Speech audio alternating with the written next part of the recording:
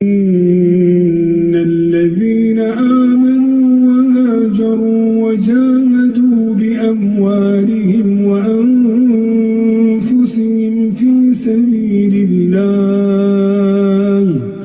والذين آووا ونصروا أولئك بعضهم أولياء بعض. Dunia semakin gaduh, kekerasan, bencana, dan konflik muncul silih berganti. Semua masalah tadi memasuki aspek-aspek personal seperti keluarga, pasangan, anak dan pekerjaan, serta lingkungan kita, yang membuat hidup semakin hilang arah. Bukankah semua ini sedang terjadi? Tidakkah kita mendambakan perubahan? Tapi sadarkah kita bahwa ada orang yang hadir di ruang perubahan untuk sekedar tersentuh dan menangis? Namun hanya sedikit yang bertanya, bagaimana agar perubahan ini bisa tetap hidup? Dalam sejarah Islam, yang membuat Utsman bin Affan mulia bukan karena ia punya harta. Saat sumurnya dibutuhkan, Utsman tidak bertanya apa keuntungannya buat saya.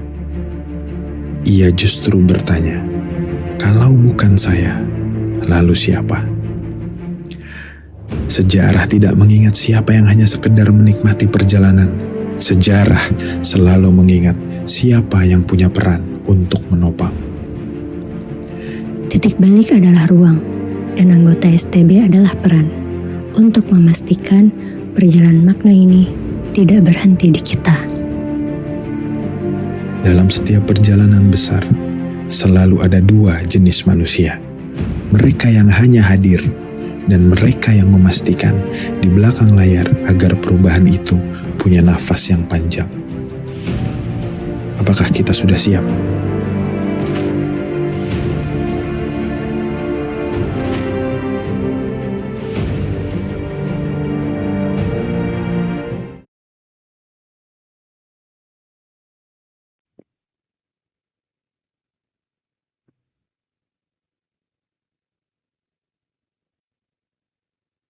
Bismillahirrahmanirrahim. Assalamualaikum warahmatullahi wabarakatuh. Innal hamdalillah nahmaduhu wa nasta'inuhu wa nastaghfiruh wa na'udzu billahi min shururi anfusina sayyiati a'malina may yahdihillahu fala mudhillalah wa may yudlilhu fala hadiyalah. Asyhadu an la ilaha illallah wa asyhadu anna Muhammadan abduhu wa rasuluhu la nabiyya wa la rasula ba'da. Allahumma sholli ala Muhammad wa ala ali Muhammad. Qala rabbi shrah li sadri wa yassir li amri wa hlul 'uqdatam min lisani yafqahu qawli, amma ba'd. Alhamdulillah, tsumma alhamdulillah, la haula wa la quwwata illa billah. Bapak Ibu, ayah bunda semua, selamat pagi, selamat datang kembali di kajian titik balik pagi hari ini. Alhamdulillah, semoga semuanya sehat walafiat. Semoga semuanya baik-baik saja pagi hari ini, dan insya Allah alhamdulillah pagi hari ini kita akan sama-sama belajar bersama dengan guru kita, mentor kita, yang mana insya Allah mungkin informasinya baik yang sudah tahu dari sosial media berseliweran beberapa waktu ke belakang gitu ya. Maka izin saya ucapkan selamat datang di webinar titik balik yang insya Allah semoga pagi hari ini bisa ngasih banyak manfaat buat pemahaman kita, insya Allah buat khazanah keilmuan kita, yang mana semoga juga dari pertemuan kita pagi ini bisa dapat manfaat yang jauh lebih baik lagi ya, insya Allah. Untuk itu Bapak Ibu, ayah bunda semua, izin untuk mengawali sesi webinar kita pagi hari ini. Yuk kita sama-sama bersyukur dulu atas semua takdir terbaik yang sudah Allah titip buat kita hari ini. Mungkin juga beberapa hari ke belakang. Mungkin kondisinya lagi sakit ya, ataupun juga alhamdulillah sehat. Mungkin kondisinya lagi kelelahan, ataupun juga lagi sehat bugar-bugar aja. Mungkin juga kondisinya lagi dirasa kurang baik, kondisi batinnya mungkin lagi ngerasa gak nyaman sama beberapa hal. Kita sama-sama yakini itu semua juga takdir terbaik dari Allah, yang mana insya Allah semata-mata takdir tersebut dihadirkan kepada kita cuma untuk mendekatkan kita kembali sama Allah Subhanahu wa taala ya. Maka jangan lupa ucapkan alhamdulillahirabbil alamin. Semoga semakin kita bersyukur, semakin Allah tambah rizkinya karena la in syakartum la azidannakum wa la in kafartum inna adzabi lasyadid kata Allah. Kalau kitanya bersyukur, insya Allah semua kebaikannya ditambah, insya Allah semua keberkahannya ditambah, insya Allah semua yang baik-baik Allah tambahin buat kita semua. Tapi kalau kitanya kufur nikmat, nauzubillahi.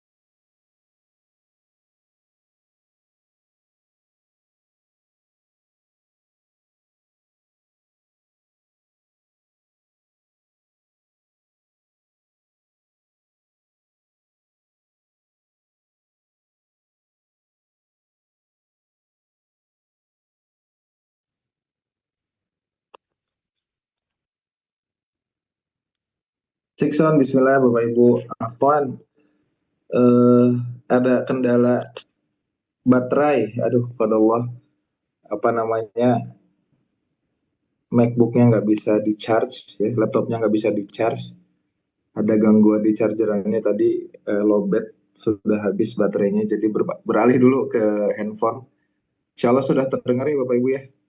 Coba Noga izin balikin dulu, Noga izin coba kembali.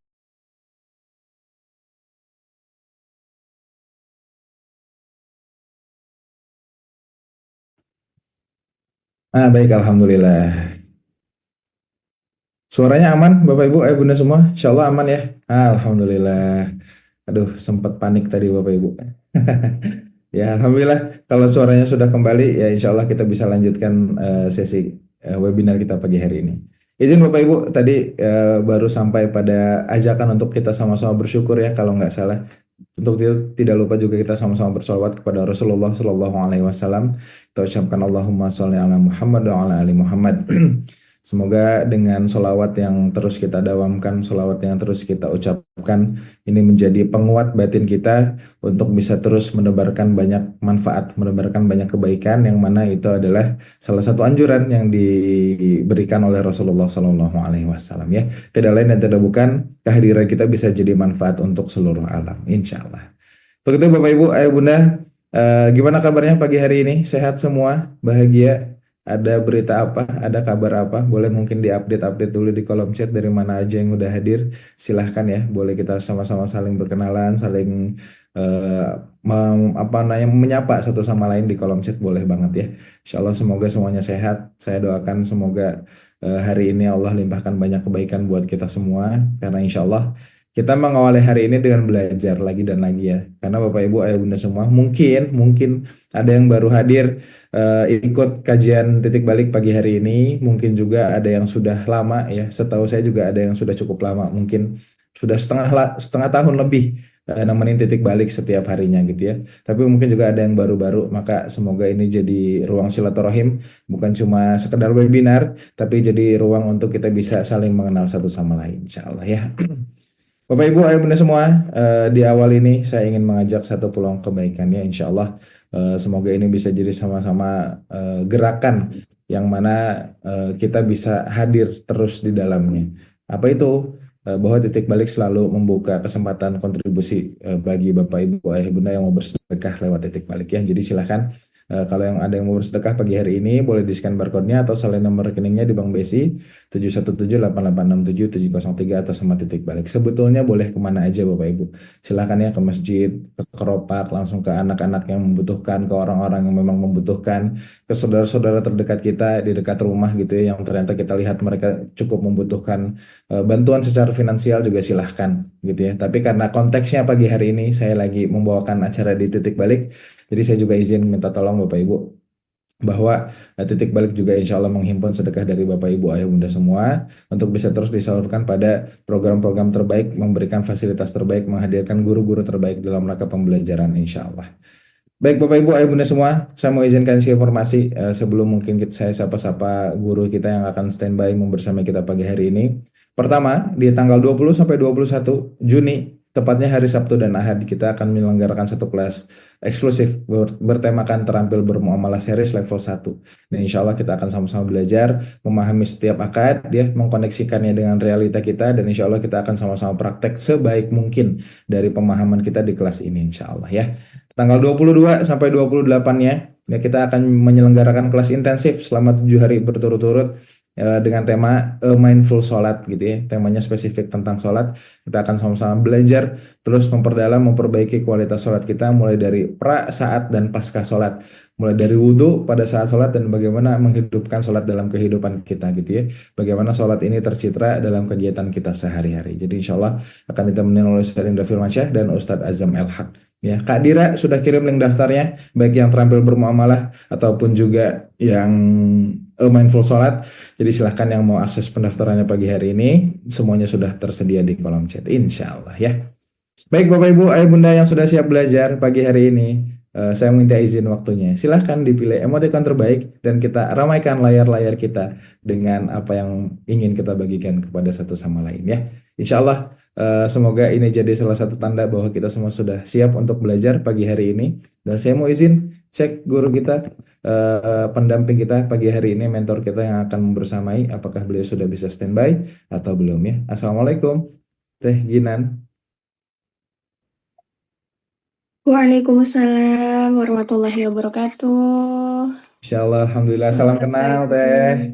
Salam kenal, Kak. Alhamdulillah bisa membersamai Titik Balik. Mohon izin nemenin bunda-bunda terutama ya, alhamdulillah. Masya Allah, Insya Walaupun biasanya ada bapak-bapaknya cuma sedikit nih Teh.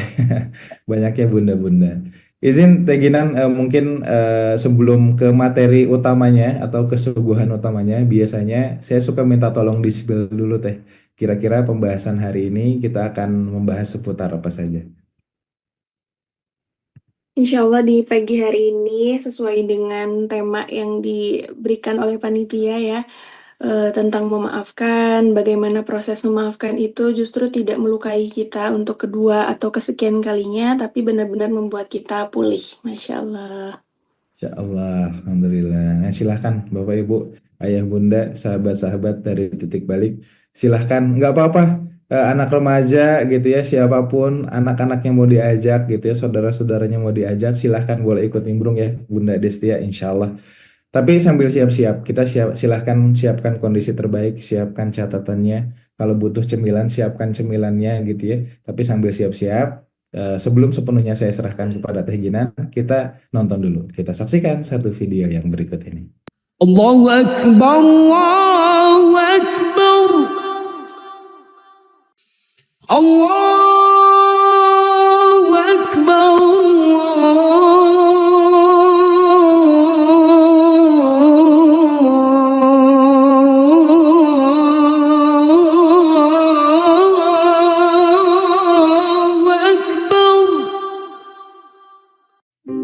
Seringkali hidup kita terasa penuh dengan persoalan. Datang silih berganti seakan tidak pernah selesai. Kita mencoba kesana kemari mencari jalan keluar, namun selalu kembali pada kebuntuan, kelelahan, dan tidak benar-benar menemukan arah. Tapi anehnya kita masih bertanya-tanya, mengapa ibadah kita masih belum mengubah apa-apa? Padahal, bila dimaknai dengan benar, sholat bukan hanya akan menghadirkan ketenangan, tapi juga membuka jalan keluar bagi setiap persoalan. Maka melalui kelas intensif sholat recovery selama 7 malam tanpa jeda, setelahnya akan dibina 1 pekan tanpa putus, kita akan membongkar rahasia terbebas dari rutinitas sholat tanpa makna. Agar sholat kita tidak hanya tuntas dan menenangkan, tapi juga menuntun hidup serta menjadi jalan kemudahan atas setiap ujian dalam kehidupan. Tuhan, terangkan hati dalam sanubariku untuk menempuhi segala hidup penuh cabaran ini. Oh Tuhan, ku berserah segalanya kepadamu agar jiwaku tenang dengan bimbinganmu selalu.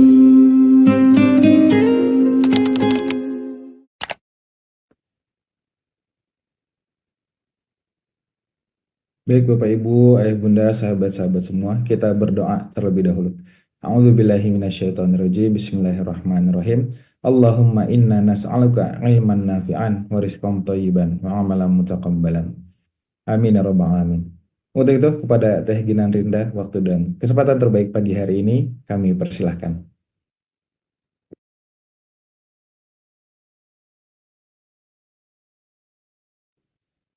Baik, bismillahirrahmanirrahim. Terima kasih jazakumullah khairan kasiran sebelumnya Kang Nuga, betul ya?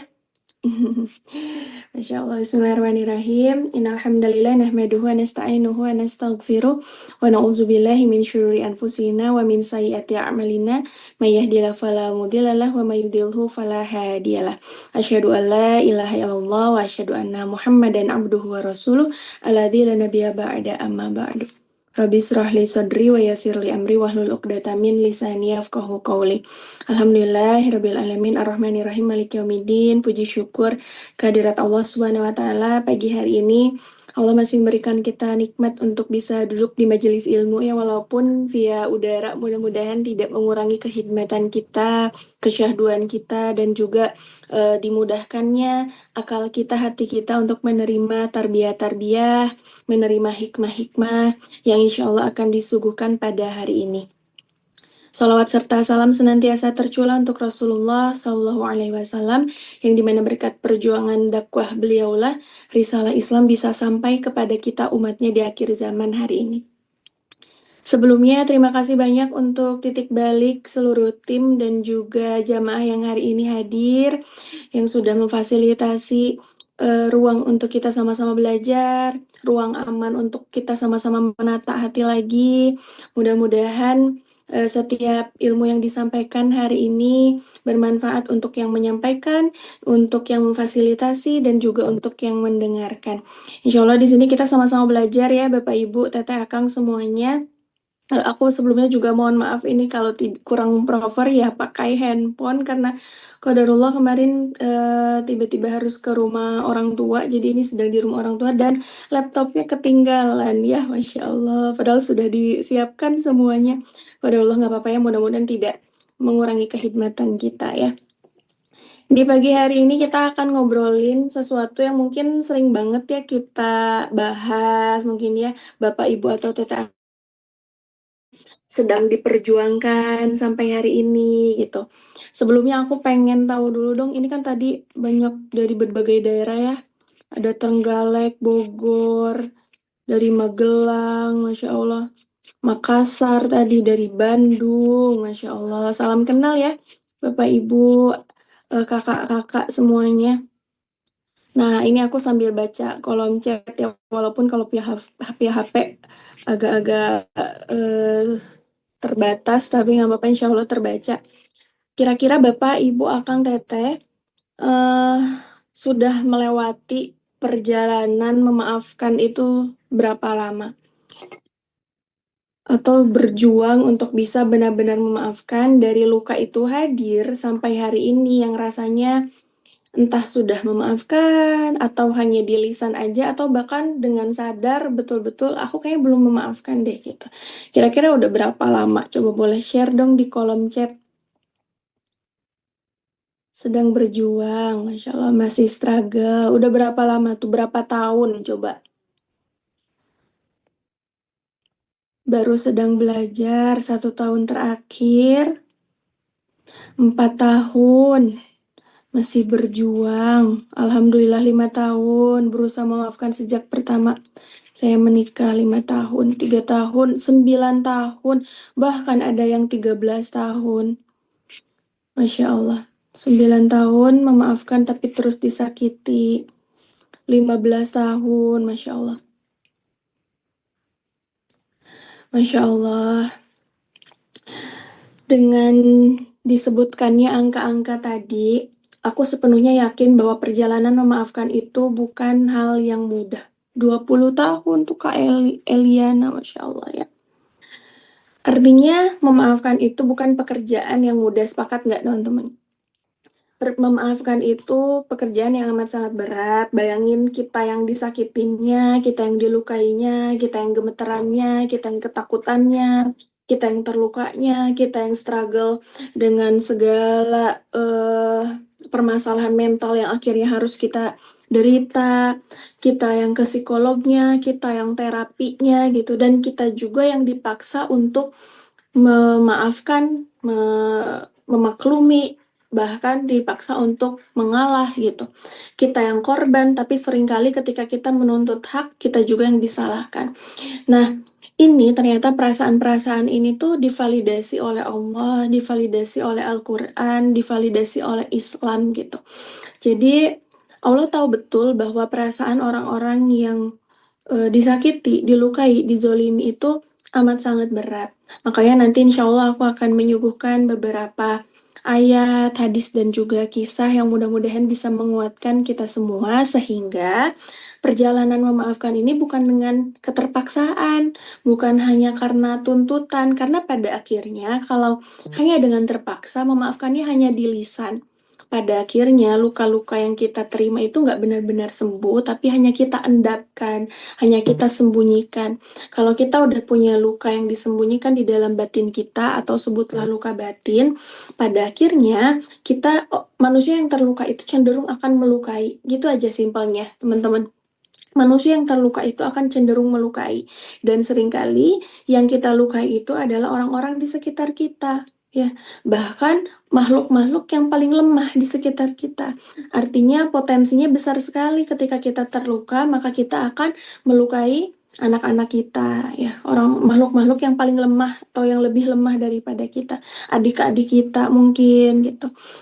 Itu pun tanpa sadar kita lakukan karena tadi kita belum benar-benar sembuh, belum benar-benar pulih, dan memaafkannya tidak mindful, memaafkannya tidak dengan penuh kesadaran tapi dengan keterpaksaan, tekanan-tekanan mungkin gitu. Nah, mudah-mudahan sesi di pagi hari ini bisa menguatkan mindset kita untuk apa sih sebetulnya aku memaafkan. Karena seringkali memaafkan itu menjadi amat sangat berat ketika kita nggak tahu memaafkan itu untuk siapa, karena rasanya nggak menguntungkan. Aku yang sakit kok aku yang harus memaklumi, aku yang terluka kok aku harus yang maafin duluan gitu.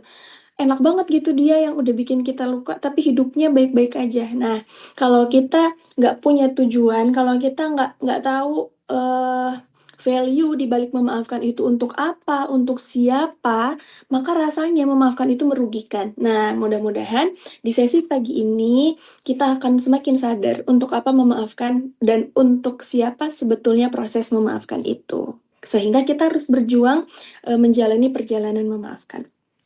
Tapi sebelum sesinya lebih jauh, izinkan aku menyampaikan satu sajak, ya, satu pesan yang mungkin yang mudah-mudahan ini bisa menghangatkan hati kita ya. Aku ingin memulai sesi ini bukan dengan tuntutan, tapi dengan ruang yang membuatmu merasa aman. Bukan ruang yang memaksamu untuk segera baik-baik saja, bukan ruang yang mendesakmu untuk langsung memaafkan, tapi ruang yang membuatmu merasa didengarkan dan tak berjuang sendirian. Kalau hari ini hatimu masih berat, kalau luka itu masih terasa nyata, itu nggak apa-apa. Sebab memaafkan bukanlah perlombaan, ia adalah perjalanan yang sunyi, pelan, dan hanya dirimu yang tahu betapa berat prosesnya. Dan di sini aku tidak sedang menghakimi prosesmu, aku datang untuk menemani perjalananmu, karena setiap hati punya waktunya sendiri untuk pulih, dan setiap langkah kecil menuju memaafkan tetaplah sebuah keberanian. Jadi aku ingin mengucapkan terima kasih banyak untuk teman-teman yang tadi sudah menyebutkan angka-angka dalam perjalanan memaafkan. Terima kasih sudah berani mengikuti sesi pagi ini. Terima kasih sudah berani untuk menjalani perjalanan memaafkan yang gak mudah dan juga tidak cepat gitu ya. Belasan tahun, bahkan mungkin puluhan tahun, bukan waktu yang sebentar, bukan waktu yang mudah. Ya, maka mudah-mudahan ayat ini bisa jadi kabar gembira, bisa jadi pelipur lara. Silakan teman-teman boleh buka Quran surat Asy-Syura ayat 40. Boleh disiapkan Quran Asy-Syura ayat 40 supaya lebih maksimal bisa sambil dibaca ya. Di ayat ini Allah bicara tentang memaafkan, tapi coba lihat di kalimat pertamanya, Allah tidak langsung memerintahkan kita untuk memaafkan. Wahai hambaku misalnya, ayo maafkanlah orang-orang yang sudah menyakitimu. Kalau kamu nggak memaafkan berarti kamu pendendam, nanti kamu masuk neraka gitu. Berarti kamu pemarah, berarti hatimu kotor gitu. Enggak, Allah nggak pernah bilang kayak gitu. Tapi perhatikan di Quran surat Asy-Syura ayat 40 ini Allah bilang, wa jazaa'u sayyi'ah misluha. Balasan dari sebuah kejahatan, nah terima kasih sekali ya admin. Balasan dari sebuah kejahatan adalah kejahatan yang setimpal. Di kalimat pertama ini, seolah-olah Allah mau bilang kayak gini, wahai hamba aku tahu rasa sakitmu karena dilukai oleh mereka. Aku tahu karena kezoliman mereka, kejahatan mereka, kamu amat sangat terluka. Dan luka itu mendorongmu untuk membalas dengan kejahatan, seperti kejahatan yang kamu terima dari mereka. Allah tahu bahwa sisi manusiawi kita, kalau kita ditanya, kamu pengennya bales atau diem saat kamu dilukai, pasti sisi manusiawi kita muncul pengennya bales. Ya, atau suka ada bahasa, aku maafin tapi minimal pukul dulu gak sih, minimal jambak dulu gak sih, minimal tampar dulu gak sih gitu ya. Sisi manusiawi kita itu Allah validasi. Sisi manusiawi kita Allah tahu banget, Allah paham banget. Nah, tapi kemudian di kalimat selanjutnya Allah tawarkan satu opsi. Ini penawaran bentuknya bukan tuntutan, bukan paksaan. Allah bilang, tapi kalau kamu mau memilih untuk memaafkan dan berbuat baik kepada orang-orang yang sudah berbuat jahat kepadamu, yang sudah zolim kepadamu, maka aku akan jaminkan pahalanya langsung dariku, gitu kata Allah. Jadi pahalanya langsung yang jamin adalah Allah. Ada 3 amal yang pahalanya itu langsung Allah yang jamin, langsung Allah yang berikan. Kenapa Allah jaminkan langsung dari Allah? Karena itu menandakan bahwa pahalanya amat sangat besar. Kalau ditanya, Bu, pahala memaafkan itu sebesar apa? Hanya Allah yang tahu. Hanya Allah yang tahu. Allahu a'lam wa antum la ta'lamun. Hanya Allah yang tahu seberapa besar pahala dari memaafkan. Jadi ada 3 yang pahalanya langsung dijamin sama Allah.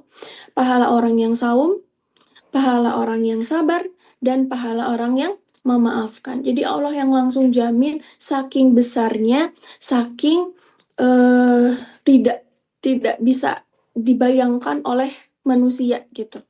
Makanya Allah bilang Allah yang langsung jamin. Kenapa Allah kasih opsi untuk memaafkan? Karena bukan untuk mereka yang udah menyakiti kita, tapi ujung-ujungnya juga untuk diri kita sendiri. Allah sayang banget sama kita. Karena Allah nggak mau bikin kita semakin terjerumus. Jadi kan membalas kejahatan itu boleh, asal dengan cara yang setimpal.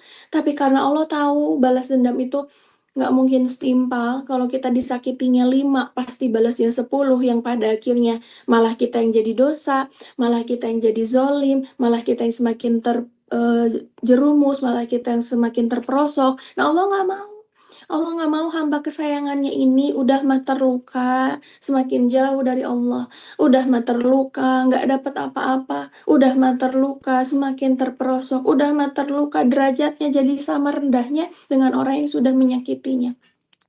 Makanya Allah kasih opsi, kasih pilihan untuk memaafkan. Memaafkan itu bukan untuk mereka yang udah menyakiti. Memaafkan itu untuk diri kita sendiri dan hubungan kita dengan Allah, hubungan baik kita dengan Allah. Memaafkan itu memutus segala urusan kita dengan orang yang udah menyakiti kita di dunia.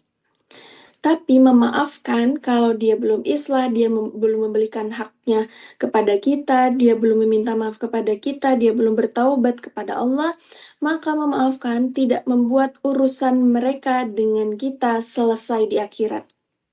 Gitu. Paham ya?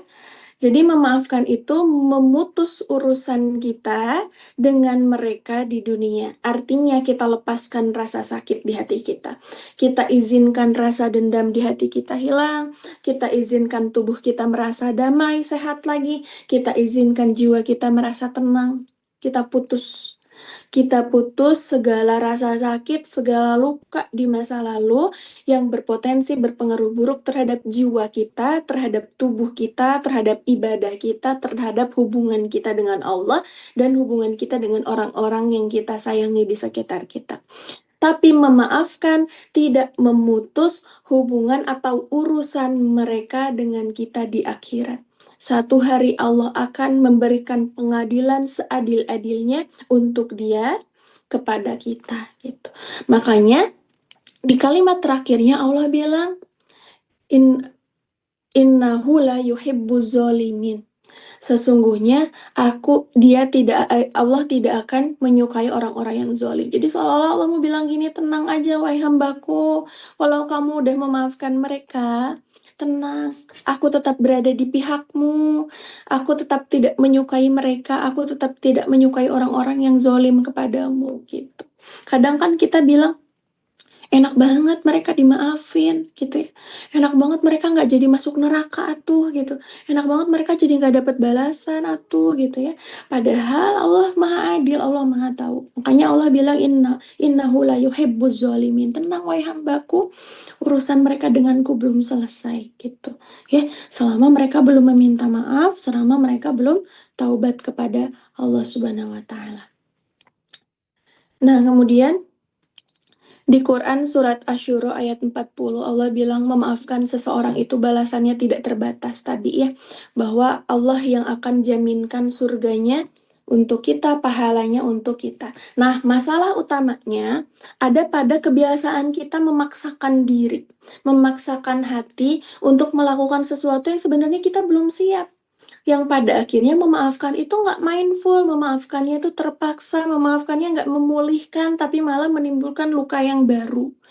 Pada akhirnya, bukan mereka yang melukai kita, tapi diri kita sendiri yang melukai diri kita sendiri, gitu. Karena kita belum benar-benar siap. Artinya, Allah tahu bahwa kita butuh proses, Allah tahu bahwa kita butuh waktu untuk bisa menjalani perjalanan memaafkan, dan itu nggak apa-apa, dan itu is okay, gitu.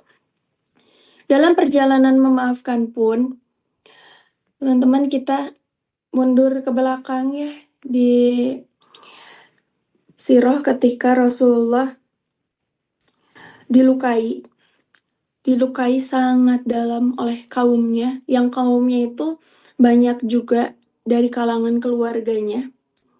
Ya, kafir Quraisy pada saat itu, pada saat Rasulullah berdakwah di kota Mekah, di mana-mana Rasulullah ditolak, di mana-mana Rasulullah diboikot, pergi ke tempat A, Rasul dilempari kotoran, mengetuk pintu yang ini, gitu ya, Rasulullah dilempari caci maki. Sampai satu hari ketika Rasulullah seharian itu berdakwah di kota Mekah, pergi gelap, pulang gelap gitu ya, pulang sudah sangat malam dalam keadaan kelelahan, dalam keadaan kecewa, dalam keadaan terluka. Jadi Rasulullah juga pernah terluka, teman-teman. Pulang ke rumah Siti Khadijah dalam keadaan wajahnya lelah, sayu gitu ya, penuh kekecewaan, tubuhnya penuh dengan kotoran gitu. Sampai ketika Siti Khadijah bertanya, "Ya Rasulullah, kau kenapa?" Rasulullah cuma bisa jawab, "Sesungguhnya aku sangat lelah, aku capek ya Khadijah. Kaumku tidak mau menerima dakwahku. Dakwahku di mana-mana ditolak, aku kecewa gitu. Apakah dakwahku tidak cukup untuk bisa mereka terima gitu? Apa yang kurang dariku gitu kalau bahasa kita ya." Artinya Rasulullah juga pernah ngerasain kekecewaan, pernah ngerasain terluka, pernah ngerasain kesedihan gitu. Sampai akhirnya Rasulullah tertidur di pangkuannya Siti Khadijah. Siti Khadijah sambil ngantuk-ngantuk gitu ya, sambil bersihin, kotoran-kotoran di tubuh mulia baginda Nabi, sampai kemudian Siti Khadijah juga kelelahan dan ikut tertidur. Setelah seluruh makhluk Allah di muka bumi ini tertidur, tiba-tiba Allah bangunin Rasulullah di malam itu. Quran surat Al-Muzammil. Ya ayyuhal muzammil, kumil laila illa qalila, nisfahu awingus minhu qalila, auzid alaihi warotilil qur'ana tartila. Wahai yang sedang berselimut, yaitu Muhammad ya. Allah memanggil kekasihnya ini dengan penuh kelembutan. Quran surat Al-Muzammil, Kak Yuli. Ya. Allah memanggil hambanya ini, kekasihnya ini dengan penuh kelembutan. Ya ayyuhal muzammil, wahai kekasihku yang sedang berselimut, yuk bangun gitu. Bangun sebentar, dirikan sholat. Nisf gitu, sedikit aja. Kolil sedikit aja, setengahnya aja. Cuman witir 3 rakaat aja. Kenapa di ayat ini Allah cuman minta sedikit dari rakaat yang Rasulullah dirikan di pada malam hari itu? Karena Allah tahu bahwa Rasulullah tuh lagi capek, lagi lelah, makanya mintanya sedikit. Sedikit aja, sebentar aja. Kenapa? Allah di saat kekasihnya lagi kelelahan, kita kan kalau misalnya orang yang kita sayang habis bekerja semalaman terus ketiduran gitu ya, tidurnya pulas banget tengah malam, justru kita nggak mau bangunin gitu ya, tapi Allah justru bangunin kekasihnya. Jadi VOP-nya Allah dalam mencintai hambanya, dalam mencintai kekasihnya itu beda sama cara kita. Kenapa Allah bangunin di malam hari itu, di sepertiga malam itu? Karena di dalam sholatnya Rasulullah, Allah ingin ngasih hiburan. Allah ingin ngasih tasliyah, Allah ingin ngasih penghiburan. Kemudian turunlah di surat Al-Muzammil ayat 10. Gimana kata Allah? Ya Muhammad, wasbir ala ma yakulun. Gitu kata Allah. Bersabarlah kamu atas perkataan mereka. Sabar ya dengan perkataan menyakitkan mereka. Sebentar ya teman-teman, ini anakku mau berangkat sekolah.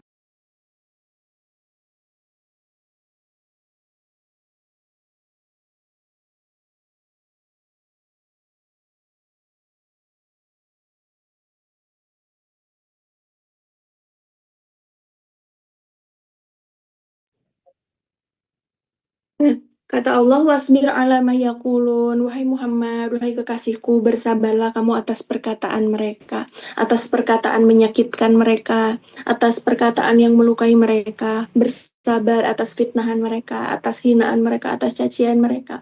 Kamu cukup diam, cukup sabar, biar aku yang urus sisanya gitu kalau dibahasakan bahasa kita ya. Tapi kalau sabar terlalu berat, kalau sabar dan diam di tempat yang toksik itu terlalu menyakitkan, terlalu sulit untukmu, di titik inilah Allah membolehkan Rasulullah untuk wahjurhum hajron jamila. Kalau memaafkan terlalu berat untukmu, hai kekasihku, wahjurhum hajron jamila. Silahkan kamu pergi. Tinggalkan mereka asal dengan cara yang baik, hajron jamila. Wahjurhum di sini bisa kita artikan ambil jarak dulu, ambil jeda dulu gitu ya. Nggak mau deket-deket dulu, nggak mau ketemu dulu, hide dulu story-nya, blok dulu sampai kita benar-benar siap gitu ya. Nggak mau denger suaranya, nggak mau ketemu orangnya, nggak mau denger namanya dulu, is okay. Rasulullah juga butuh waktu, apalagi kita. Akhirnya di titik inilah Rasulullah kemudian hijrah ya dari kota Mekah ke kota Madinah bersama dengan Abu Bakar yang saat itu kemudian bersembunyi di Gua Thur. Itu kan nyambung ya sirahnya gitu. Nah, wahjurum ini satu akar kata dengan hijrah. Ini menarik sekali. Hijrah itu dari segi bahasa tuh artinya intiqalu min makanin ila makanin akhar atau intiqalu min halin ila halin akhar. Berpindah dari satu tempat ke tempat yang lain atau berpindah dari keadaan yang tadinya menyakitkan ke keadaan yang membuatmu merasa lebih nyaman. Jadi ini diperbolehkan. Hijrah itu pindah. Hijrah itu meninggalkan tempat yang tadinya toksik banget ke tempat yang lebih menghargaimu, ke tempat yang lebih membuatmu bertumbuh, ke tempat yang memudahkanmu untuk berkarya, ke tempat yang memudahkanmu untuk merasakan nikmat ibadah. Nah, itu hijrah. Dan ternyata itu diperbolehkan. Jadi, dalam perjalanan memaafkan, Artinya kita nggak harus langsung memaafkan. Kalau kita butuh untuk menjauh dulu, kita butuh untuk jeda dulu, kita butuh jarak dulu, kita butuh untuk blok dulu nomor WA-nya, kita butuh untuk blok dulu akun Instagram-nya, itu ternyata boleh. Asal tadi hajron jamilah dengan cara yang baik. Apalagi kalau itu dilakukan oleh keluarga tuh kan nggak bisa benar-benar kita putus ya. Kalau mungkin orang lain bisa gitu mungkin ya kita nggak mau hubungan lagi, kita memaafkan tapi nggak mau ketemu lagi, kita memaafkan tapi nggak mau berteman lagi, nggak mau bersahabat lagi, itu kita bisa. Tapi kalau sama keluarga, satu hari kita harus kembali. Maka itulah yang dilakukan oleh Rasulullah. Rasulullah hijrah dulu, ya, untuk mendapatkan dukungan, untuk mendapatkan kekuatan yang lain, untuk mendapatkan followers baru, gitu ya. Sehingga ketika pulang lagi ke kota Mekah, Rasulullah sudah lebih siap untuk menghadapi atau menjalani risalah-risalah dakwah yang ditugaskan oleh Allah kepadanya. Gitu ya. Nah, di hadis riwayat Tobroni, Rasulullah bersabda, barang siapa yang memaafkan dalam keadaan mampu untuk membalasnya, niscaya Allah akan memaafkannya pada hari yang sulit, yaitu hari kiamat. Ada satu hari nanti di hari akhir yang hari itu berat sekali. Hari itu kita hanya mampu, kalau dalam hadis disebutkan, tahta zilli ala sodakotihi, kita hanya akan bisa berlindung, bernaung di bawah kebaikan-kebaikan kita, di bawah sedekah-sedekah kita. Di hari padang mahsyar nanti, nggak ada naungan, kita nggak bisa minta tolong, kita nggak bisa minta bantuan ke siapapun. Di hari itu semua saling sikut, di hari itu semua saling lari, di hari itu kita saling senggol dengan orang-orang yang kita sayang bahkan gitu ya.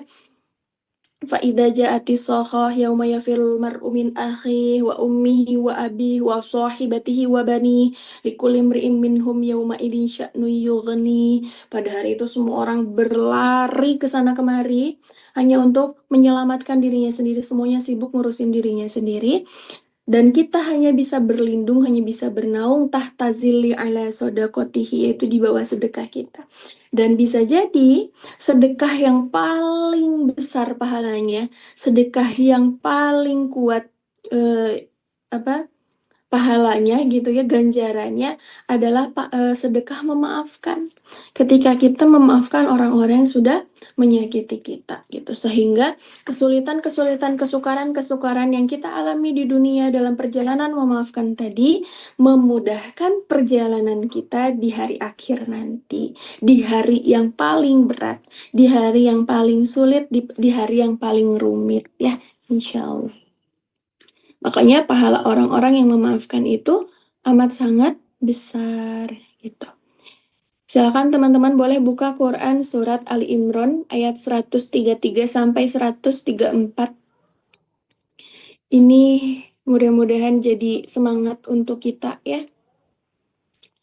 Wasari'u ila maghfiratin min rabbikum wa jannah arduha samawat wal ard uiddat lil muttaqin. Bersegeralah menuju ampunan dari Tuhanmu dan surga yang luasnya seperti langit dan bumi yang disediakan bagi orang-orang yang bertakwa.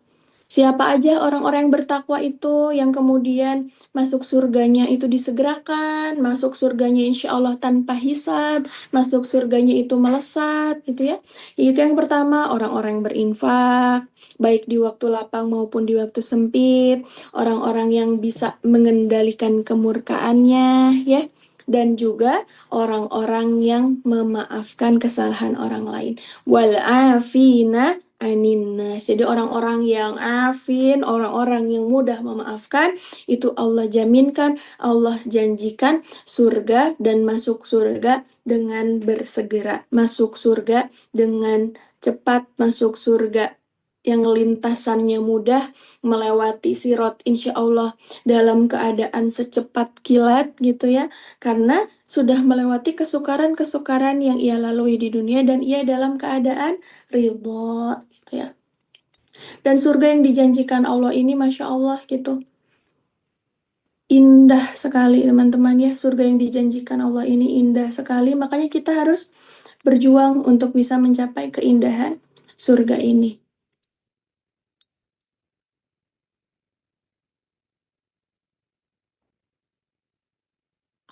Nah, kemudian aku ingin sampaikan satu sirah ya yang mudah-mudahan ini bisa semakin menguatkan kita. Kenapa aku banyak cerita tentang sirah? Karena teman-teman kita itu hidup hanya sedang mengulang sejarah. Kita hidup hanya sedang mengulang sirah dan mudah-mudahan kita bisa jadikan sirah ini sebagai peta perjalanan hidup kita supaya kita nggak tersesat, supaya kita bisa meneladani kisah-kisah para anbiya, ya para rasul, para sahabat, para tabi'in yang sudah melewati ujian yang jauh lebih berat daripada kita. Jadi jauh berabad-abad yang lalu sebelum kita melewati ujian hari ini, sudah ada orang-orang yang berabad-abad yang lalu melewati ujian yang sama atau bahkan jauh lebih berat berkali-kali lipat daripada kita. Maka sudah selayaknya kita cari role model yang tepat. Ya, kita boleh bertanya ke orang-orang yang kita percaya, kita boleh curhat ke bestie, kita boleh curhat ke guru, kita boleh curhat ke ustadz, ustazah, asatid gitu ya. Tapi jangan lupa kita juga banyak baca kitab-kitab sirah atau cerita-cerita lah, kita banyak baca atau denger cerita-cerita sirah atau kisah dari para orang-orang soleh terdahulu karena dari sanalah kita mendapatkan pelajaran-pelajaran hidup, tarbiyah-tarbiyah yang rasanya relate gitu. Relate dengan kehidupan kita. Makanya kalau baca Al-Quran itu, coba cari asbabun nuzulnya. Kalau baca hadis, coba cari asbabul wurudnya. Karena biasanya yang lebih relate itu adalah asbabun nuzul dan asbabul wurudnya dibanding dari ayat dan hadisnya secara tekstual. Jadi bagi kita yang terbatas ilmunya, terbatas ilmu tafsirnya gitu ya, baca dengan asbabun nuzulnya itu memudahkan kita. Oh, maksud Allah di ayat ini tuh gini ya. Oh, maksud Rasul di hadis ini tuh gini gitu. Akhirnya kita bisa lebih lebih menafakuri, lebih mudah untuk meneladani gitu ya.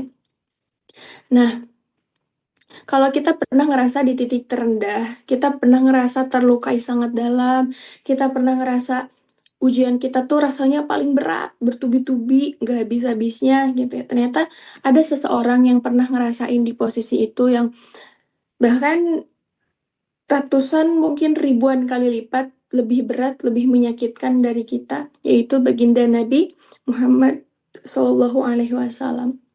Jadi Rasulullah pernah ngerasain satu luka yang begitu dalam, yang begitu berat gitu ya, sampai para ulama sepakat untuk menyebutnya sebagai Amul Huzni atau tahun kesedihan gitu, dimana Rasulullah diuji dengan ujian yang amat sangat berat. Tapi aku nggak terlalu ingin banyak bercerita tentang ujiannya yang sampai Isra Mi'raj gitu ya. Biasanya ini aku bahas di momen-momen Isra Mi'raj gitu, tapi aku lebih ingin membahas hari ini gitu ya, khususnya hari ini membahas tentang bagaimana respon Rasulullah membalas kejahatan orang-orang yang udah melukainya. Jadi singkat ya, Rasulullah di Amul Huzni itu kan sebelum kehilangan tuh kan diboikot ya, diboikot di satu lembah bernama Lembah Syi'ib atau Lembah Abu Thalib, yang dimana kehidupannya selama 3 tahun di sana juga amat sangat gak mudah, kekurangan air, kekurangan makanan gitu ya, ekonominya diputus, ekonomi Rasulullah dan umat muslim pada hari itu semuanya diputus gitu. Orang yang ada di Lembah Syi'ib itu nggak boleh menikah dengan di luar Lembah Syi'ib, begitupun sebaliknya, berdagang pun nggak boleh beli keluar, kalaupun bisa beli harganya sangat tinggi, berjualan pun nggak bisa gitu. Jadi diputus, sosialnya diputus, ekonominya diputus gitu ya. Secara agama juga mereka nggak bisa ke Ka'bah gitu. Jadi semuanya serba terbatas gitu, diboikot di lembah yang nggak ada kehidupan, nggak ada makanan, nggak ada air di sana. Artinya amat sangat berat. Sehingga saat keluar dari lembah itu, istrinya Sayyidah Khadijah itu sudah dalam keadaan sepuh, sudah dalam keadaan sakit-sakitan. Sehingga beberapa pekan, ada yang menyebutkan 2 pekan, ada yang menyebutkan 1 bulan dari situ Sayyidah Khadijah wafat gitu. Itu menjadi salah satu titik terendahnya Rasulullah dan disusul dengan wafatnya juga pamannya yang selama ini mendukung dakwahnya, walaupun pamannya ini nggak masuk Islam, tapi pamannya ini menjadi tameng Rasulullah di kota Mekah, di kaum Quraisy pada saat itu, karena mereka amat sangat menghargai dan menghormati pamannya ini Abu Thalib, sehingga Rasulullah selalu merasa terlindungi ketika ada pamannya ini. Tapi dua-duanya orang yang paling berharga di hidupnya pada saat itu di dunia itu wafat gitu. gitu, dalam waktu yang amat sangat berdekatan. Sehingga akhirnya, luka itu membawa Rasulullah untuk hijrah. Nah ini ya, sama Rasulullah tiap terluka sangat dalam tuh hijrah. Hijrah bukan untuk lari, berpindah bukan untuk lari dari masalah, tapi justru untuk mencari solusi, untuk mencari kekuatan baru, untuk mengambil jeda, untuk ngambil jarak, untuk ngasih diri kita waktu, bahwa boleh kita bersedih dulu, bahwa boleh kita terluka dulu, bahwa boleh kita berduka dulu, gitu ya. Maka Rasul menjalani perjalanan hijrah ke satu tempat bernama Thaif, yang dimana berharap di sana ada orang-orang yang bisa mendukung dakwahnya, bisa memberikan kekuatan untuknya. Tapi ternyata sebaliknya, ketika sampai di Thaif, ya, di kota bernama Thaif, ada satu bani yang dimana bani ini Rasulullah punya harapan besar, karena bani ini Rasulullah anggap mereka ini orang-orang yang cerdas, orang-orang yang berpendidikan, orang-orang yang punya kuasa juga gitu ya. Salah satu bani paling besar juga di Thaif. Maka Rasulullah berharap bani ini bisa mengikuti risalahnya. Tapi ternyata justru bani ini ya, bernama Bani Thaqif, teman-teman. Bani Thaqif ini justru adalah bani yang menyuruh anak-anak budaknya ini untuk berbaris dan kemudian menyambut Rasulullah bukan dengan tepuk tangan, bukan dengan sambutan hangat, tapi justru dengan lemparan batu, dengan cacian, dengan hinaan. Sampai-sampai Rasulullah kakinya berdarah, pelipisnya berdarah gitu. Yang pada saat itu juga menemani Rasulullah, yaitu anak angkatnya bernama Zaid bin Haritsa, juga karena menjadi tamengnya Rasulullah, pelipisnya berdarah, kemudian punggungnya berdarah gitu. Sampai akhirnya mereka memutuskan untuk beristirahat di satu kebun kurma milik Robi'ah gitu ya. Dan mereka bersandar ke pohon kurma itu dan melihat Rasulullah yang terluka. Akhirnya Allah mengutus malaikat Jibril untuk menemui malaikat penjaga bukit-bukit di Thaif dan menyampaikan satu pesan, mintakan sesuatu kepada Muhammad atas orang-orang yang sudah menyakitinya. Apapun yang ia minta, maka lakukan. Itu pesan dari Allah. Kemudian malaikat Bukit Thaif ini menemui Rasulullah. Ya Rasulullah, apa yang sudah mereka lakukan kepadamu itu jahat banget gitu kalau bahasa kita. Kalau kau izinkan bukit-bukit di Thaif ini aku runtuhkan gitu, aku jatuhkan, menimpa orang-orang yang sudah menyakitimu, maka aku akan lakukan sekarang. Mintalah kepadaku. Kalau kita ditawarin kayak gitu ya, mungkin jawabannya, ya tolong dong gitu. Binasakan orang-orang yang udah nyakitin kita, sakitin lagi orang yang udah nyakitin kita gitu ya. Kita pasti akan dengan senang hati menyambut tawaran itu. Tapi gimana jawaban Rasul? Rasulullah justru menjawab, jangan. Hum qaumun la ya'lamun. Mereka mungkin kaum yang belum tahu, belum mengerti. Mereka tidak mengikuti risalahku bukan karena mereka nggak mau, tapi mungkin penyampaianku yang belum bisa mereka terima. Jadi Rasulullah malah introspeksi diri. Gitu. Bahkan jawaban ini malah Rasulullah jawab dengan doa penutup yang luar biasa. Jadi luka-luka yang Rasulullah terima, rasa sakit yang Rasulullah derita, hinaan-hinaan, cacian gitu ya. Ketika Rasulullah direndahkan, dilemahkan oleh makhluk, oleh manusia, justru membawa Rasulullah kepada doa ini, yang dimana doa inilah yang kemudian menggetarkan arasy-Nya Allah, yang kemudian Rasulullah diundang untuk menjalani perjalanan Isra Mi'raj gitu ya, naik ke Sidratul Muntaha. Nah ini doanya. Dengarkan baik-baik ya, ini sebagai penutup, yang mudah-mudahan doa ini bisa jadi bekal. Rasulullah berdoa seperti ini. Dengan hati yang terluka, dengan tubuh yang berdarah-darah, Rasulullah nggak minta pembalasan untuk mereka yang udah menyakiti, tapi justru mengembalikan luka dan kelemahan itu kepada Allah. Doanya indah. Allahumma ilaika ashku dha'fa quwwati. Ya Allah, kepadamu ya Rob, aku adukan kelemahanku. Aku adukan kekuranganku, aku adukan ketidakberdayaanku. Wakillata hilati, aku adukan sedikitnya jalan keluarku, buntuknya jalan keluarku. Wahawani alan nas, aku adukan ya Rob kepadamu betapa hinanya aku di hadapan manusia, betapa dihinakannya aku oleh manusia, aku adukan kepadamu ya Rob. Ya Arhamar Rahimin, wahai yang maha pengasih, Anta Rabbul Mustad'afin, Engkaulah Rob yang memelihara orang-orang yang dilemahkan, hamba-hamba yang direndahkan, hamba-hamba yang dilukai. Wa anta Robbi. Dan aku yakin, selama engkau adalah Rob yang merawatku, maka aku akan diurus olehmu, aku akan dipelihara olehmu. Fala ubali, maka aku tidak peduli. Sedisakiti apapun aku oleh manusia, sedilukai apapun aku oleh manusia, selama engkau matagdob alaya, selama engkau tidak murka kepadaku, selama engkau tidak marah kepadaku, maka aku ridho mendapatkan rasa sakit ini. Masya Allah. Boleh nanti doanya aku share ya ke panitia atau aku share nanti di story Instagram. Teman-teman boleh nanti follow IG aku atau nggak follow juga nggak apa-apa, cuman mau lihat storynya, doanya boleh di Rindaginan ya, nanti aku share di sana.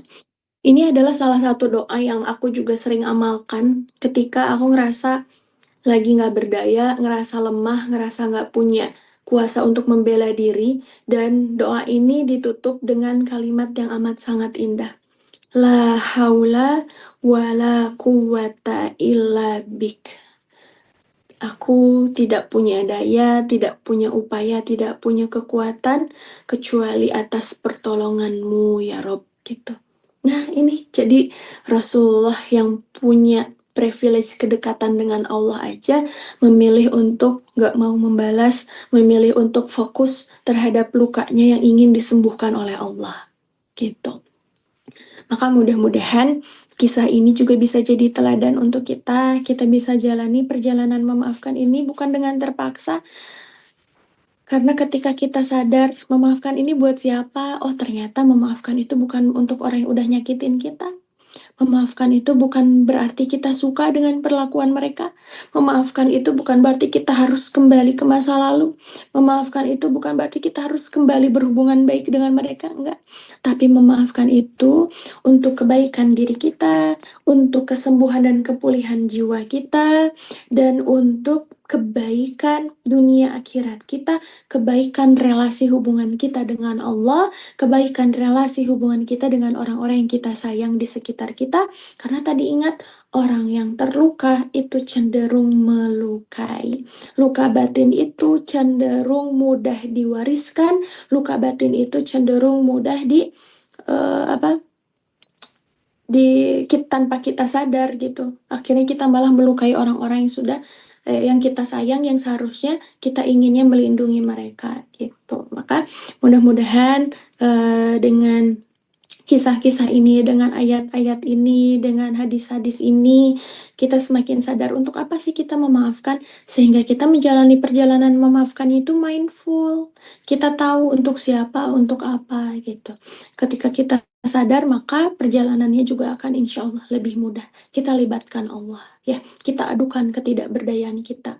Saat orang yang udah nyakitin kita powernya lebih besar mungkin, hartanya lebih banyak, followersnya lebih banyak, yang ngebelainnya lebih banyak, kita mah nggak ada yang belain, kita nggak punya apa-apa, nggak punya privilege apa-apa, nggak punya kekuasaan, maka adukan kepada Allah, ya seperti bagaimana Rasulullah mengadukannya kepada Allah, sehingga Allah berikan Rasulullah tasliyah atau penghiburan berupa Isra Mi'raj. Maka apa bentuk tasliyah kita? Apa bentuk tasliyah dari Allah untuk umatnya Rasulullah yang nggak bisa Isra Mi'raj? Kan yang cuma bisa Isra Mi'raj itu Rasulullah. Terus gimana cara Allah menyembuhkan luka kita? Allah kan memberikan penghiburan, memberikan tasliyah dan menyembuhkan luka-luka Rasulullah, dan jawaban dari doa ini itu dengan Isra Mi'raj. Terus apa bentuk tasliyah Allah kepada kita? Yaitu oleh-oleh dari Isra Mi'raj. Nah, ada maksud kenapa Allah kasih oleh-oleh sholat untuk Rasulullah dari perjalanan Isra Mi'raj. Karena sholat bisa jadi mi'rajnya kita kepada Allah. Naiknya kita menuju Allah. Naiknya kita untuk bertemu dengan Allah. Sholat bisa jadi healing terbaik kita. Sholat bisa jadi perjalanan healing yang paling murah, mudah, dan paling menyembuhkan untuk kita saat kita nggak punya daya, saat kita merasa menjadi mustadafin, orang-orang yang dilemahkan, maka kita minta kekuatan kepada Allah. Ya. Saat kita ngerasa fakir, maka kita minta kepada Allah Ar-Razak, Allah Al-Ghani yang Ghaniyun 'anil alamin, pemilik alam semesta ini. Saat kita ngerasa nggak punya daya, nggak punya upaya, maka minta pertolongan hanya kepada Allah. Ya, Masya Allah. Mudah-mudahan apa yang aku sampaikan bisa kita maknai dengan lebih dalam, bukan hanya oleh akal, tapi juga dengan hati, dengan sudurnya kita, dengan hati yang bukan hanya berupa organ, tapi hati yang jauh lebih dalam, di dalam relung jiwa kita, sehingga memudahkan perjalanan kita untuk menjalani perjalanan memaafkan, sehingga memaafkannya ini memulihkan. Memaafkannya bukan menimbulkan luka baru, tapi memaafkan yang benar-benar memulihkan. Masya Allah. Terima kasih banyak teman-teman sudah mau menyimak sesi materi ini sampai selesai. Mudah-mudahan gak ngantuk ya. Ini barokah Allah teman-teman yang sudah join ya. Jadi gak tidur lagi setelah subuh ya. Boleh nanti kita lanjutkan di sesi tanya jawab. Aku kembalikan ke Kang Hugi, mangga. Terima Baik, kasih. Insya Allah, Teh Ginan, terima kasih banyak atas kesempatannya sharing-sharing pagi hari ini. Tapi bukan lebih sharing ya, tapi lebih banyak kasih nasihat buat kita semua, Bapak Ibu, Ayah Bunda semua. Dari pembahasan pagi hari ini yang menunjukkan bahwa memang harusnya kita bisa lebih mengerti lagi ruang-ruang mana yang memang perlu kita usahakan, ruang-ruang mana yang perlu kita utamakan untuk bisa lebih dekat lagi sama Allah gitu ya. Dari kisah-kisah yang sudah Teh Ginan angkat gitu ya. Ini insya Allah semoga jadi penguat buat kita, hikmahnya bisa kita terima dengan baik. Tapi jangan lupa kita harus praktek sebaik mungkin. Kalau ternyata hari ini kita masih ada tantangan dalam rangka memaafkan, karena mungkin memaafkan ini susah-susah gampang, gampang-gampang susah gitu ya. Apalagi mungkin pemicunya dari orang-orang terdekat gitu ya. Maka sesi pagi hari ini saya berharap ini bukan cuma jadi webinar yang sekedar lewat gitu aja, tapi webinar yang menetap di hati, ilmunya langgeng di dalam jiwa, dan kita punya kesempatan sebaik mungkin untuk bisa terus praktek apa-apa yang sudah kita dapatkan, insya Allah ya. Untuk itu Bapak Ibu, Ayah Bunda semua, saya mau izin buka sesi diskusi, sesi tanya jawab dulu. Mungkin satu dua orang ya, kalaupun nanti waktunya masih mencukupi, insya Allah kita akan buka sesi tanya jawab berikutnya. Sudah terlihat ada Mama Rafa yang raise hand. Izin Mama Rafa bisa dibuka mic-nya, bisa langsung disampaikan pertanyaannya. Baik, Bismillahirrahmanirrahim. Assalamualaikum warahmatullahi wabarakatuh. Waalaikumsalam warahmatullahi wabarakatuh. Terima kasih Kang Nuga kesempatannya. Teh Gina ya, Teh. Saya mau izin bertanya. Ini tentang memaafkan dan jadi gini, Teh, kasusnya itu saya dengan anak saya.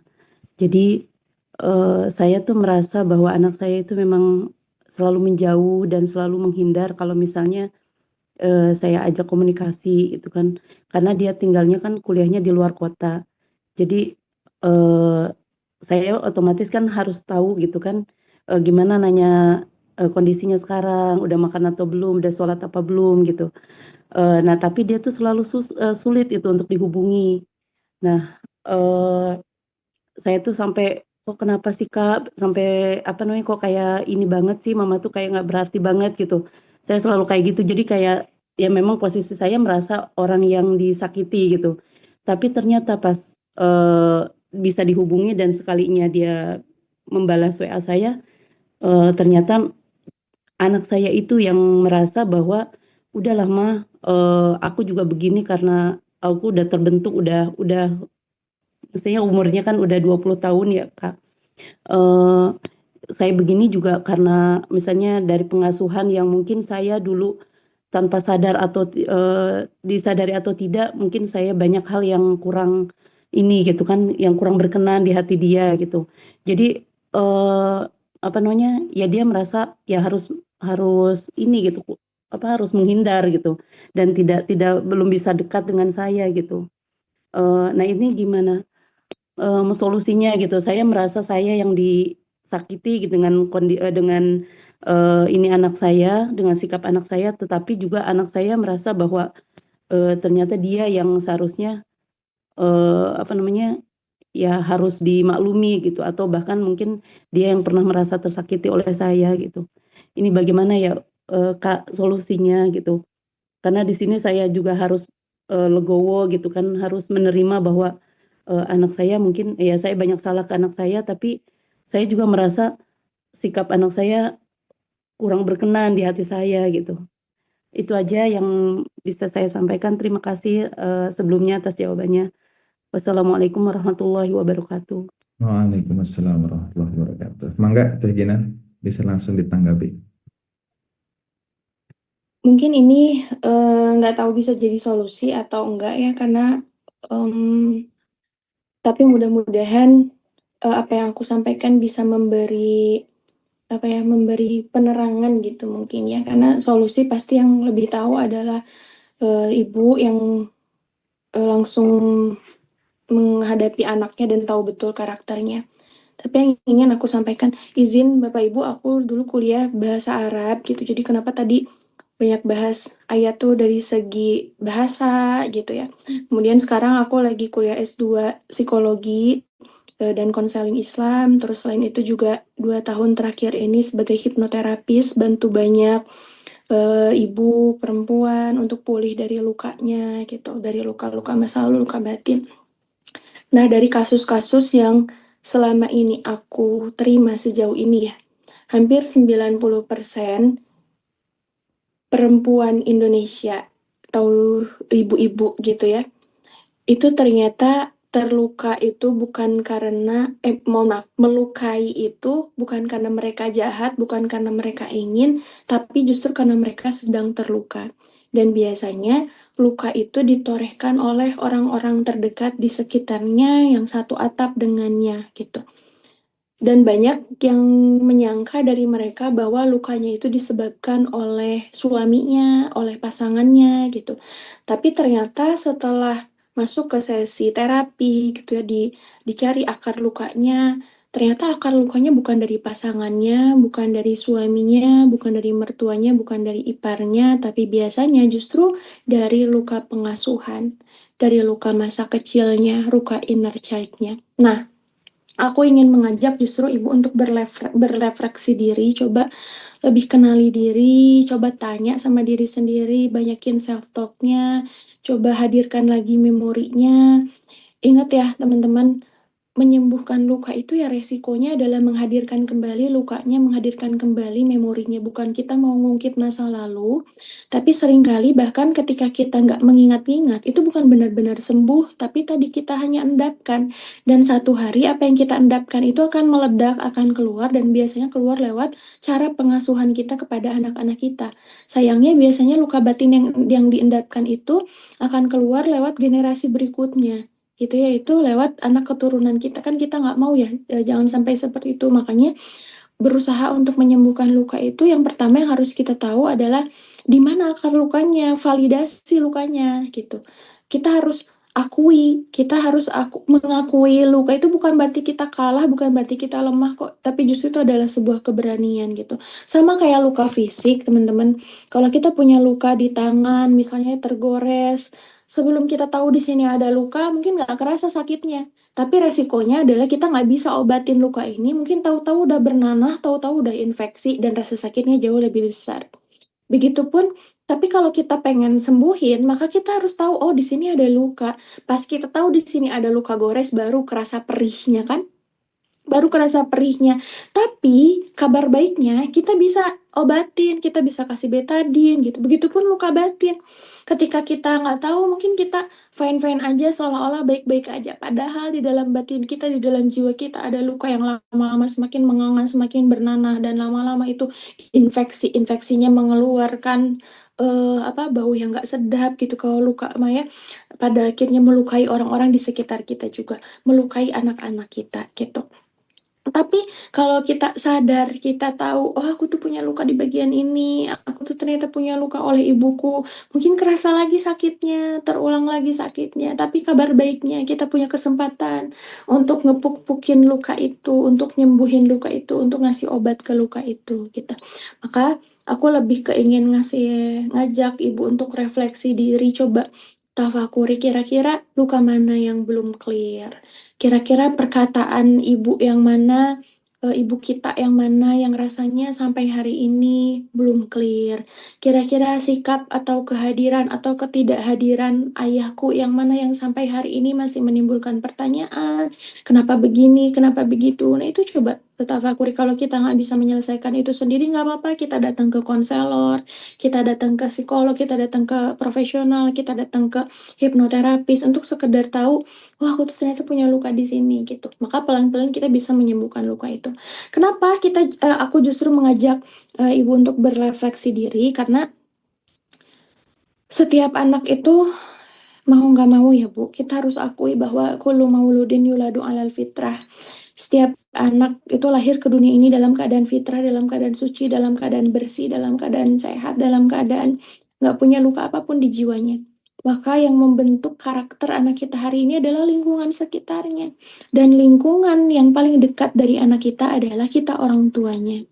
Aku di sini tidak sedang menyalahkan, tapi justru ingin ingin mengajak kita semua untuk berefleksi tadi, bahwa nggak apa-apa kita akui kita sedang terluka, nggak apa-apa kita akui bahwa kita belum pulih seutuhnya, belum sembuh seutuhnya, untuk justru supaya luka ini nggak kita wariskan, nggak kita torehkan ke anak-anak kita. Karena orang tua yang terluka, ibu yang terluka, ayah yang terluka, itu cenderung melukai anak-anaknya lewat interaksi-interaksi yang biasa kita lakukan kepada anak-anak. Lewat cara kita marah gitu. Marah itu kan sebetulnya boleh-boleh aja, tapi seringkali kita nggak tahu caranya marah tanpa melukai. Kita nggak tahu caranya marah tanpa menyakiti. Kita nggak tahu caranya marah tanpa membentak, tanpa mencubit, tanpa memukul. Karena mungkin waktu kecil, dalam tanda kutip ya, kita diajari caranya marah itu adalah dengan teriak, dengan membentak, dengan melukai diri kita. Sehingga tanpa sadar kita ulang pola itu ke anak-anak kita. Bahkan bisa juga lewat cara kita sayang. Gimana kita mengungkit-ungkit kebaikan kita ke anak. Itu adalah cara sayang yang playing victim, cara sayang yang manipulatif gitu ya, kalau dari bahasa-bahasa psikologi gitu. Misalnya, kita ungkit kebaikan kita, ibu tuh udah ngelahirin kamu gitu, kok kamu gitu sih ke ibu, ibu tuh udah kerja gini, ayah tuh udah banting tulang gini gini gini gitu. Padahal kan kalau kalau dari segi bahasa gitu ya, anak gitu misalnya mau balikin, kan aku juga nggak pernah minta untuk dilahirin gitu, aku nggak pernah minta untuk lahir dari orang tua seperti kita yang babak belur ini gitu. Maka artinya kita selalu punya kewajiban untuk selesai dengan diri kita sendiri. Luka kita adalah tanggung jawab kita, bukan tanggung jawab pasangan, apalagi tanggung jawab anak, sehingga anak-anak kita nggak harus merasakan luka yang sama seperti kita, gitu. Tapi mungkin aku ingin sampaikan ke ibu, apa yang mungkin pernah ada masa lalu yang menyakiti anak, kita boleh ngerasa bersalah sejenak, kita boleh menafakurinya sejenak sebagai sebuah kekurangan dan kehilapan, tapi jangan berlarut, jangan menganggap kita adalah orang tua yang gagal, jangan pernah beranggapan bahwa kita ini adalah orang tua yang jahat. Kamu nggak jahat, tapi mungkin kamu hanya sedang terluka. Maka untuk sekarang, mungkin salah satu step yang bisa aku tawarkan gitu, silahkan ibu bisa misalnya tadi refleksi diri, ambil jeda sejenak untuk self talk. Kalau nggak bisa dengan diri sendiri, biasanya kan selesai sholat gitu kita self talk, kita ngobrol sama Allah, kemudian kita ngobrol sama diri sendiri gitu. Tapi ternyata kalau misalnya oleh diri sendiri itu nggak dapet gitu, maka kita boleh untuk minta bantuan profesional untuk tahu sebetulnya aku ini kenapa, ada apa denganku gitu ya. Kalau kitanya udah merasa lumayan clear, lumayan rilis, baru kita beranjak untuk memperbaiki apa-apa yang kita torehkan ke anak kita di masa lalu.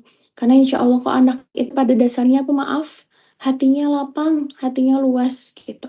Jadi jangan malu untuk kita meminta maaf kepada anak, jangan malu untuk kita mengakui kesalahan. Justru anak belajar saat ibunya melakukan kesalahan, anak belajar saat ayahnya memiliki kekurangan, dan bagaimana ibu dan ayahnya ini berlaku ketika mereka berbuat salah, ketika mereka punya kekurangan. Anak melihat saat ibu dan ayahnya merendahkan hatinya untuk meminta maaf ke anak, maka itu bisa jadi teladan jauh lebih kuat daripada nasihat-nasihat yang keluar dari lisan gitu ya. Jadi anak butuh teladan, anak butuh contoh, bukan hanya nasihat, bukan hanya bentakan, bukan hanya teriakan, bukan hanya omelan gitu ya. Sehingga yang diingat anak itu jauh lebih kuat gitu karena dia lebih mudah menyerap teladan-teladan atau contoh-contoh yang langsung dilakukan oleh orang tuanya. Semangat ya, karena pasti nggak mudah ya, apalagi mendidik anak-anak yang beranjak dewasa, Masya Allah. Pasti tantangannya jauh lebih berat, apalagi dalam kondisi tantangan digitalisasi seperti sekarang gitu. Tapi insya Allah kelelahan ibu, kelelahan teteh, kelelahan bapak, semuanya akan Allah ganjar dengan pahala terbaik di sisi Allah ya. Insya Allah mendidik anak itu adalah investasi akhirat kita yang mudah-mudahan jadi syafaat untuk kita kelak ya. Amin. Mudah-mudahan bisa sedikit melegakan ya Bu ya. Mama Amin, Rafa. insya Allah. Insya Allah terima kasih banyak Teh Ginan. Kalau dengerin jawaban Teh Ginan tadi, meskipun pertanyaannya mungkin spesifik untuk spesifik dari Mama Rafa ya. Tapi jawabannya sebenarnya Bapak Ibu itu bisa kita pakai untuk setiap kondisi kita hari ini gitu ya. Kita mungkin punya tantangan memaafkan orang-orang terdekat, mungkin juga pasangan, mungkin orang-orang terdekat, saudara, tetangga dan lain-lain. Poin dari Teh Genan tadi itu ngena banget menurut saya di bab kita perlu merefleksikan diri. Nah, itu Bapak Ibu, semoga itu jadi sebuah headline pagi hari ini yang harus terus kita ingat karena memang saya merasa juga bahwa apa namanya mendekat pada Allah itu insya Allah bisa terus memudahkan hati kita lebih ikhlas lagi ya. Jadi Bapak Ibu izin saya tidak baca semua pertanyaan yang ada di kolom chat karena menurut saya pribadi jawaban dari Teh Giran tadi itu sudah cukup mewakili setiap pertanyaan yang disampaikan tadi insya Allah ya. Untuk itu Teh Ginan izin kita sudah hampir jam 7 juga nih Alhamdulillah. Terima kasih atas kesempatannya. Mau minta tolong di sesi penutup ini mungkin bisa disampaikan closing statement Teh atau pesan-pesan penutup dari pertemuan kita pagi hari ini. Dipersilahkan Teh. Closing statementnya apa ya? Ayat aja mungkin ya, yang mudah-mudahan ini jadi kabar gembira untuk kita semua. Untuk orang tua, bapak ibu yang sedang berjuang mendidik anak, kita punya kabar gembira dari Allah bahwa setiap luka kita, setiap derita kita, setiap ujian-ujian hidup kita ini bisa mengantarkan kita kepada hadiah terbaiknya Allah, yaitu Allah menjanjikan satu surga yang dimana surga ini bisa kita tempati bukan oleh kita sendiri aja, tapi juga rombongan dengan orang-orang yang kita sayang. Dengarkan ayat ini dengan penuh, dengan hati yang penuh, dengan hati yang bersih, hati yang lurus, karena ayat ini indah sekali ya. Allah bilang di Quran surat Ar-Ra'd, Allah bilang jannatu adnin yadkhulunaha wa man sholaha min abaihim wa azwajihim wa dzurriyyatihim. Wahai hambaku, aku janjikan satu surga kepadamu bernama surga Aden. Dan kamu boleh memasuki surga ini bersama dengan waman sholaha min abaihim, orang tuamu.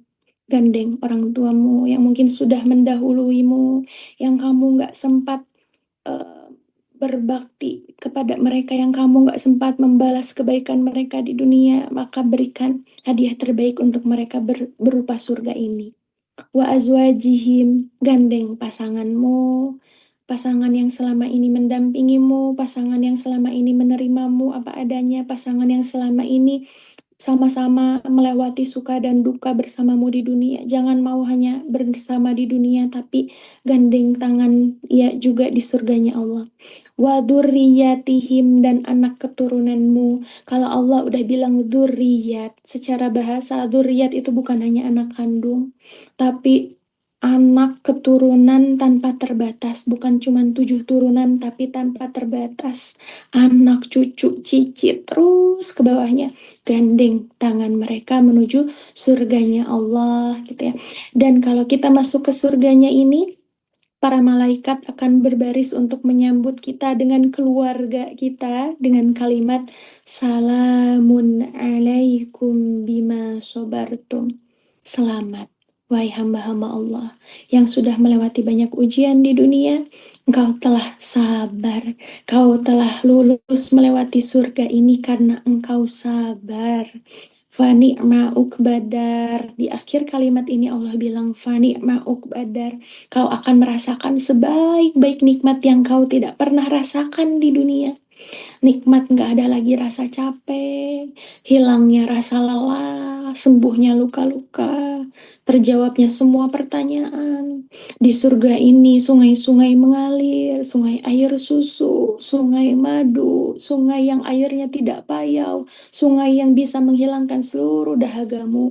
Dan sungai-sungai ini mengalir di antara surga-surga dan rumah-rumahmu beserta keluarga besarmu. Masya Allah. Jadi segala kelelahan kita, rasa capek kita, kalau kita ridho, kalau kita sabar, menjalaninya insya Allah.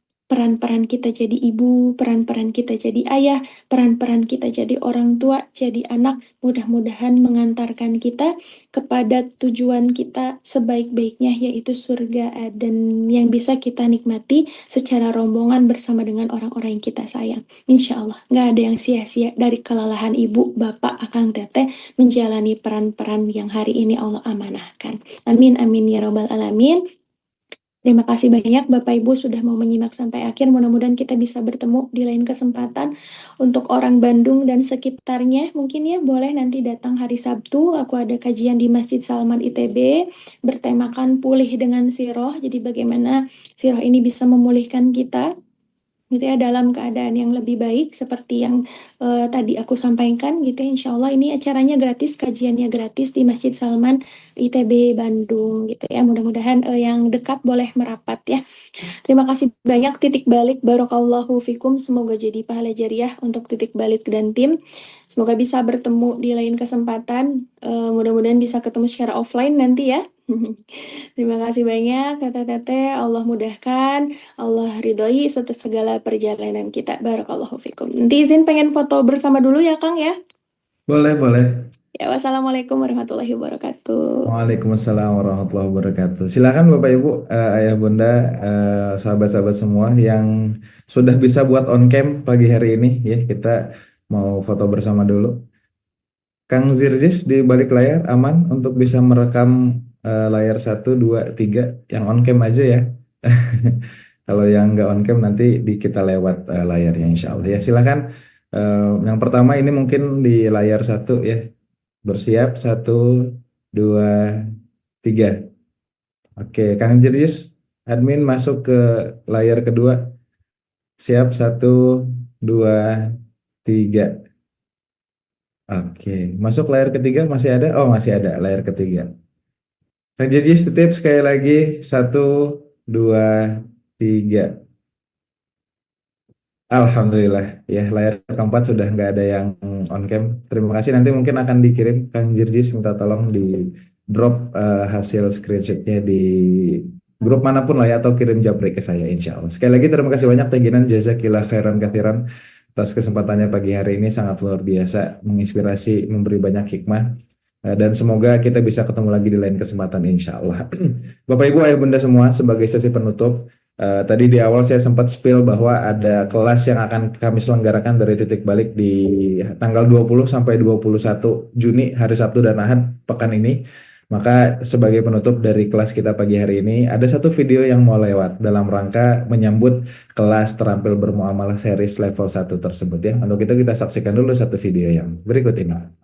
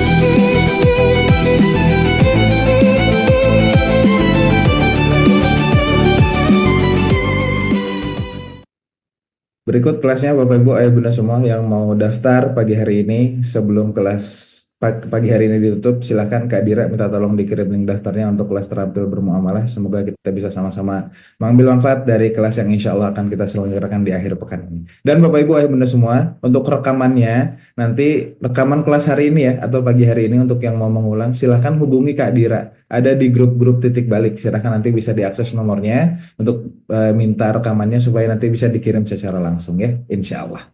Untuk itu, Bapak Ibu Ayah Bunda semua, mari sama-sama kita akhiri perjumpaan kita dengan mengucapkan lafaz hamdalah bersama-sama. Alhamdulillahirabbil alamin, dan kita sempurnakan dengan doa kafaratul majlis. Subhanakallahumma bihamdika asyhadu an la ilaha illa anta astaghfiruka wa atubu ilaik. Sekian, mohon maaf atas segala kekurangan. Sehat-sehat semuanya, selamat beraktivitas. Saya izin tutup. Wassalamualaikum warahmatullahi wabarakatuh. Waalaikumsalam. Jazakallah khairan Ustazah. Alhamdulillah dan titik balik. Terima kasih. Semoga Waalaikumsalam. Waalaikumsalam.